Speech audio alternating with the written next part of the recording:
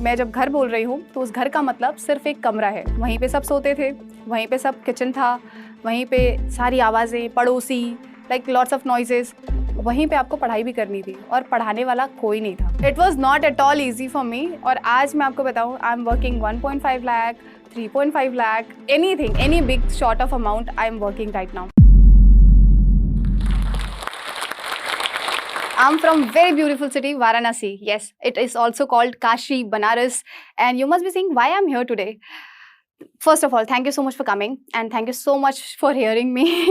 I will take few of your minutes and I would like to tell you that I started my journey from Varanasi and now I'm working worldwide as a designer, as a wedding planner, as a corporate planner. My company name is PG Event Studio. You guys can search poojagoswami.com. And if I have to tell you how I started my career, it's quite different. I never thought that I will be a wedding planner or event planner before, because I am from Varanasi and event planning thing is all men dominant thing. You know, you have to work till night, you have to give lots of energy, you have to work with men. So अभी मैं आपको बताऊँ, बनारस में ना थोड़ा सा है narrow minded. जब I was born in 1991, so that means कि 1991 में ना it was more of a male dominance thing was happening. So मेरे लिए वो थोड़ा मुश्किल था कि कैसे करूँगी. मैंने तो, लेकिन I have always dreamed big, always, like मेरा हमेशा से ना सपना बहुत बड़ा बड़ा, बहुत एक्सट्रीम बड़ा. उसका रीज़न भी ये था ना कि my mom is a big dreamer. तो जब मैंने उनको बड़ा सपना देखते हुए देखा है तो मैंने सोचा why not me. अब लेट मी टेल यू, मेरी मॉम की शादी बहुत जल्दी हो गई थी. She was married at the age of 16 and मैं उनकी 7वीं बच्ची हूँ. मतलब 6 मिसकैरेजेस के बाद मैं 7वीं बच्ची हूँ. एंड और वो भी मैं बताऊँ, नर्स ने पैसे नहीं लिए थे. उसने ये कहा था कि भाई ये बच जाएगी तो आप मुझे शगुन का पैसा दे दीजिएगा, अदरवाइज मैं पैसे अभी नहीं ले रही. तो मेरे भी जीने की चांसेस बहुत हाई तो थे नहीं. 90% death was cleared and 10% my living. So उस टाइम ना मेरी मॉम को लगा कि यार I have struggled a lot, like I have 6 miscarriages, nobody cares. उस टाइम ना आपको निगेटिव चीज़ें बोली जाती थी आपकी फैमिली में. सो मम्मा को मुझे सेव करना किसी भी हाल में था. तो मेरे लिए वो सड़क पे निकल गई. मेरे लिए उन्होंने सड़क पे शॉप्स लगाए. मेरे लिए बहुत लोगों से फाइट किया. फिर उसके बाद उन्होंने मुझे सपना दिखाया कि स्कूल तो जाना है तुझे, अच्छा ही स्कूल में जाना है. I was like okay. वो जब मैंने टेस्ट दिया था ना तो मुझे बोला गया था कि इस बच्ची को नहीं ले सकते, she is not compatible with other kids. Admission मिल गया. मेरा फर्स्ट डे स्कूल. मेरी मम्मी बहुत एक्साइटेड. मेरी मम्मी ने ना काजल वाजल लगा के भेज दिया था मुझे. It was like she was so excited कि अब मेरा बच्चा फाइनली स्कूल में जा रहा है. It was 5th standard. मैंने स्कूल में एंट्री ली और you know what, the first day I felt so bad. I was so excited. Everybody was like who is she. मैं शॉक्ड. लाइक मुझे लगा कि बहुत अच्छे दोस्त मिलेंगे, उनके साथ खेलने को मिलेगा, बड़ा ग्राउंड है, कितना कुछ है वहाँ पे. नोबडी सीटेड विद मी, कोई नहीं बैठा मेरे साथ. बुक्स कॉपीज का आइडिया नहीं था. फिर उसके बाद everybody was talking in English. मेरे लिए वो बहुत नया था. Like it was seriously new. और सो अब मुझे एडमिशन तो मिल गया था और अभी क्लासरूम में भी एंट्री मिल गई थी, लेकिन उसके बाद बच्चों के बीच में मेरी जगह नहीं बनी थी अभी. और मैं बहुत पढ़ने लिखने वाली बच्ची थी भी नहीं. घर में पढ़ाने वाला कोई था नहीं. बैकग्राउंड बताऊं तो मेरे घर में किसी ने 10th तक पास नहीं किया है. I am the first kid who have pass 10th. तो जब स्कूल में ऐसा हुआ तो आई वाज सो लाइक मेरे को नहीं जाना. I came back to school home and मैंने मम्मा को बोला कि नहीं जाना मम्मी, मुझे वहाँ पे मुझे नहीं पसंद, मुझे जाना ही नहीं. तो अब उनको मैं क्या बताऊँ कि मुझे बुरा लगा वहाँ पे. ऐसा बहुत सारी चीज़ें बच्चे छुपाते हैं ना कि नहीं, ऐसा भी नहीं था, बस मेरा मन नहीं है. बिकॉज मैं अपने घर में तो प्रो थी. Like I am a diva at my home. लेकिन वहाँ पे भी मेरी फुस हो गई थी ना, हालत खराब हो गई थी मेरी. फिर वहाँ पे ऐसा हुआ कि मेरी मम्मी ने कहा नखरे नहीं चलेंगे, एडमिशन कराया है लड़ झगड़ के, अब तुम पढ़ाई नहीं करोगी तो नहीं चलेगा. मैं जाना शुरू की, क्लासेस करना शुरू की. ऐसा नहीं है कि सिर्फ स्टूडेंट्स थे, टीचर्स बहुत अच्छे थे विदाउट एनी डाउट. लेकिन वो मुझे वो समझाने की कोशिश कर रहे थे जो जिस लेवल पे मैं हुई नहीं. Like a teacher has to come at my level to teach me. मुझे ऐसा लगता है. तो वो मैं समझ ही नहीं पा रही थी. वो हमेशा सोचते थे कि यार ये बच्ची पढ़ने लिखने में तो बिल्कुल बकवास है, ध्यान देना छोड़ दूँ. अब now I became a back bencher. Nobody cares कि क्या पढ़ती है, क्या लिखती है. तो धीरे धीरे करके मैंने 40s 50s वाले परसेंटाइल में आई पास्ड माई ग्रेजुएशन कह रही हूँ, 10th पास किया. उसके बाद आई चेंज माई स्कूल बिकॉज घर वालों का ना एक बहुत लंबा चौड़ा, अब बच्चे ने 10वीं पास कर ली है, मतलब मेरा बच्चा लायक है। It was like in my school time ना, it was not very easy for me when I was coming back to my home. जब मैं अपने घर वापस आती थी, okay let me tell you clearly, मैं जब घर बोल रही हूँ तो उस घर का मतलब सिर्फ एक कमरा है, क्योंकि मेरी मम्मी भी स्ट्रगल कर रही थी और मैं भी उनके साथ स्ट्रगल कर रही थी। और जब मैं घर वापस आती थी तो एक ही कमरा था, वहीं पे सब सोते थे, वहीं पे सब किचन था, वहीं पे सारी आवाज़ें, पड़ोसी, लाइक लॉट्स ऑफ नॉइजेस, वहीं पे आपको पढ़ाई भी करनी थी और पढ़ाने वाला कोई नहीं था।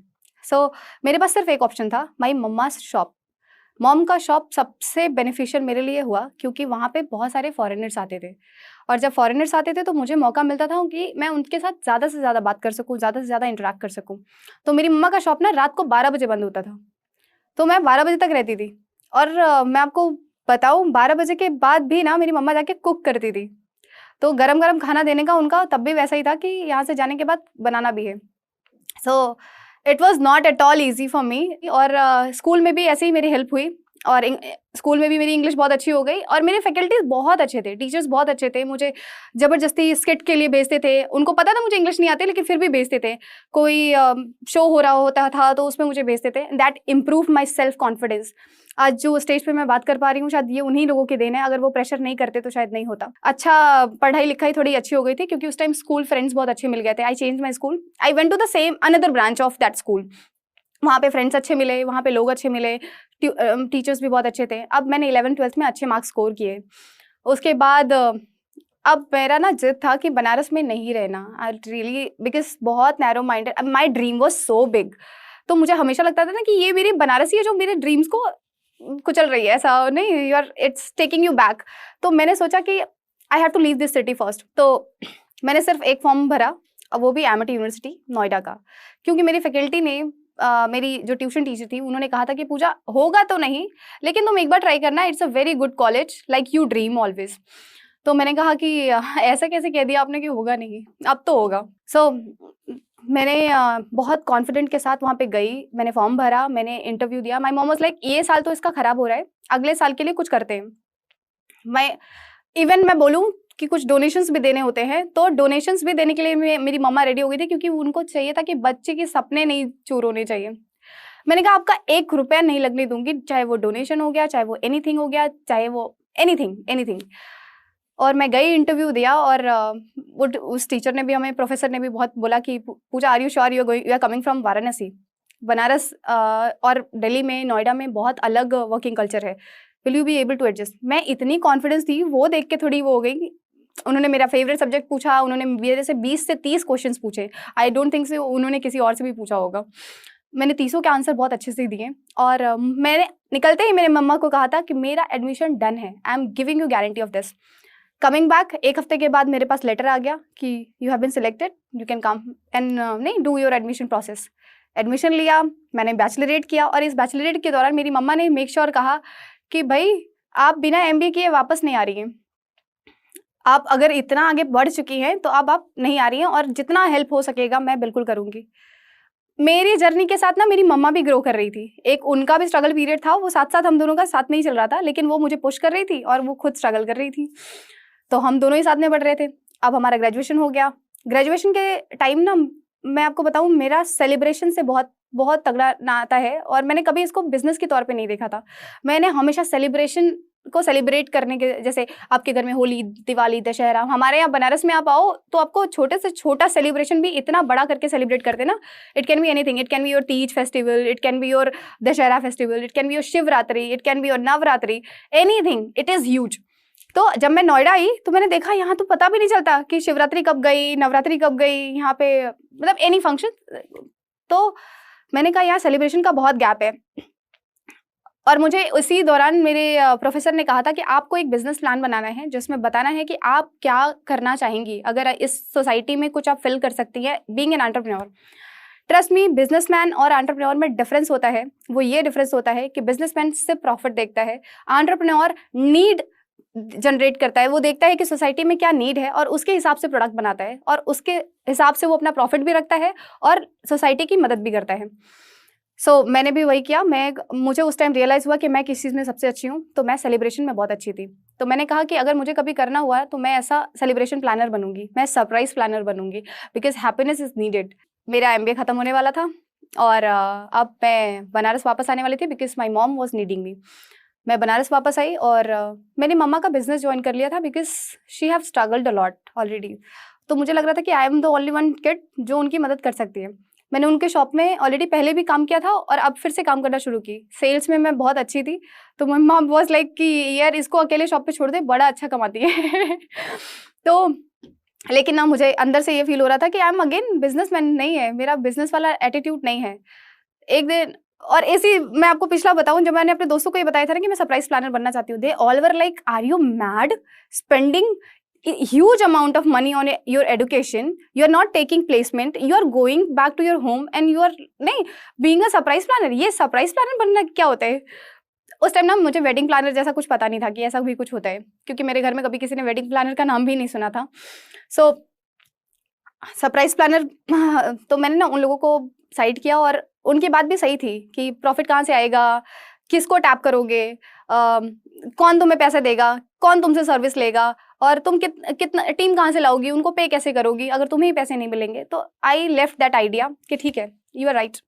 और मैंने 1 से 1.5 साल उस बात पे सोचा नहीं, वापस घर गई, मम्मा का बिजनेस संभाला। एक दिन मेरे को रातों रात अंदर से कुछ आया अंदर कि I want to do it, let it be. तो उस दिन से जब मैंने बुक माई सरप्राइज शुरू किया, बुक माई सरप्राइज मेरा एक ब्रांड है जहाँ पे मैं सरप्राइज प्लानर बनी, और वहाँ पे मैं लोगों के लिए सेलिब्रेशन और सरप्राइजेस प्लान करना शुरू किया। बनारस ने मुझे इतना प्यार दिया, इतना प्यार दिया। इस आइडिया में मेरे साथ सिर्फ मेरी मॉम खड़ी। मैं अगर थोड़ा आइडिया दूँ तो मेरे पहले ही महीने में पहला जो कमाई था वो 6,000 रुपये का था, जिसमें मैंने 1 रुपये प्रॉफिट नहीं रखा और भर भर के दे दिया, क्योंकि मुझे अपनी पिक्चर्स चाहिए थी, अपनी वीडियोस चाहिए थी, अपने काम का एक प्रोफाइल चाहिए था। सेकेंड टाइम मैंने फिर से मुझे बुकिंग आई, मतलब within a week I think 18,000 रुपये का। फिर 27-28,000 लमसम आया था। फिर उसके बाद इट्स 65,000, और आज मैं आपको बताऊं I am working 1.5 lakh, 3.5 lakh, anything, any big short of amount I am working right now. तो अब मेरे पे लोग भरोसा करते हैं कि ये बड़ा सेलिब्रेशन प्लान कर सकती है, छोटा सेलिब्रेशन प्लान कर सकती है। तो मैं मात्र 15,000 रुपये से अपना काम शुरू करती हूँ, और बाकी डिपेंड करता है आप जितना मेरे से काम कराना चाहो। अब धीरे धीरे लोगों का प्यार बढ़ा और धीरे धीरे लोगों ने कहा कि पूजा मेरी ना हल्दी कर दे, मेहंदी कर दो, संगीत कर दो, वेडिंग कर दो। तो आई एम लाइक, मैं बहुत ऑनेस्ट हूँ, और आप लोगों को भी यही कहूँगी कि आप लोग प्लीज़ अपने काम के लिए ना बहुत ऑनेस्ट रहिए। अगर आपको कुछ नहीं आता ना, बी ऑनेस्ट टू इट कि आपको नहीं आता। और मैं ऐसी हुई कि मैंने ऐसे बोला कि मुझे नहीं आता वेडिंग प्लानिंग वाली चीज़, मुझे नहीं आता फ्लावर डेकोर, मुझे नहीं आता डिज़ाइनिंग, एनीथिंग। फिर मैंने देखा कुछ टाइम के बाद, लमसम 1 साल तक तो मैंने ये चीज़ नोटिस किया कि मेरे बहुत सारे क्लाइंटल्स ना इसी वजह से अफेक्ट हो रहे थे, क्योंकि wedding planner can be a surprise planner, but a surprise planner can not be a wedding planner until unless he और she is getting experienced into it.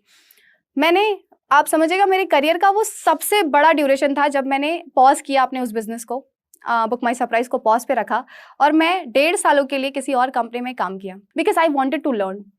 तो मैंने जब सीख लिया, उसके बाद I started wedding planning in PG event studio. बस मैं ये कहना चाहती हूँ कि लाइफ में कुछ भी इम्पॉसिबल नहीं है। अगर आपको ये लगता है कि किसी बिजनेस को करने के लिए आपको पैसे की जरूरत है, एकदम नहीं। मैं ये बात एकदम नहीं मानती, क्योंकि मैंने अपने बिजनेस में 1 रुपया नहीं लगाया था। मैंने 6,000 रुपये का मुझे बिजनेस आया, मैंने सिर्फ सोशल मीडिया का सहारा लिया था। मुझे वही आता था, मुझे सिर्फ सोशल मीडिया पता था, तो मैंने सोशल मीडिया पे 6 महीने तक प्रमोशन करना शुरू किया। गूगल से पिक्चर्स निकाले, प्रेजेंटेशंस बनाए, लोगों को अपने पिच किया, क्योंकि मेरे पास वही पावर था और मैंने वो यूज़ किया। तो लोग उसके बारे में जानना शुरू किया। एक दिन मुझे पहली बुकिंग आई, मैंने पहले ही बता दिया कि it is prepaid organisation ma'am. मैंने कभी रियलाइज़ नहीं हूँ, मैं बताऊँ, फर्स्ट इवेंट वाले को पता ही नहीं कि वो मेरा पहला इवेंट है। शायद वो आज डिस्क्लोज होगा उनको। So it's just like you have to believe in yourself, और आपको सिर्फ ये सोचना है कि मुझे करना है। एक बार जिद मान लो, मतलब you just have to be जिद्दी इनफ कि मुझे करना है और अचीव मिल जाएगा। अगर आप इस टॉक के एंड तक पहुंच चुके हैं तो मैं आपको जोश टॉक्स का एक दूसरा रूप भी दिखाना चाहता हूं, जिससे मैं काफ़ी देर से जुड़ा हुआ हूं और मुझे बहुत बहुत ज़्यादा पसंद है कि वो क्या कर रहे हैं। जोश टॉक्स ने एक नया ऐप लॉन्च किया है जिसका नाम है जोश स्किल्स। अब वो नया नहीं रहा, काफ़ी टाइम से है, लाखों लोग उसको अब यूज़ करते हैं। और जोश स्किल्स पे आप अपनी ज़िंदगी के लिए कोर्सेज ढूंढ सकते हैं। वो कोर्स नहीं जो आपको physics, chemistry, commerce, business studies पढ़ाएंगे, वो कोर्सेज जो आपकी जिंदगी में आपको कैसे जीना चाहिए वो सिखाएंगे। मैंने खुद जो स्किल्स पे बहुत सारे कोर्सेज बनाए हैं, पब्लिक स्पीकिंग पे, इमोशनल क्राइसिस कैसे हैंडल किया जाए, अपनी पर्सनालिटी कैसे डेवलप की जाए। हर एक कोर्स में डेली क्विजेज हैं, एक्सरसाइजेज हैं, एक बहुत ही खूबसूरत कम्युनिटी है जो आपको सपोर्ट करेगी, आपको इनकरेज करेगी। आज ही डाउनलोड करें जोश स्किल्स का ऐप और उनके कोर्सेज एक्सप्लोर करके अपनी जिंदगी को आगे बढ़ाएं। Josh Talks is now a Spotify exclusive podcast. The audio version of our talks will be available only on Spotify. If you like this video and you like to listen to more inspiring stories like this, please follow the Josh Talks podcast only on Spotify. Tell us what you think about this video and don't forget to like, share and subscribe.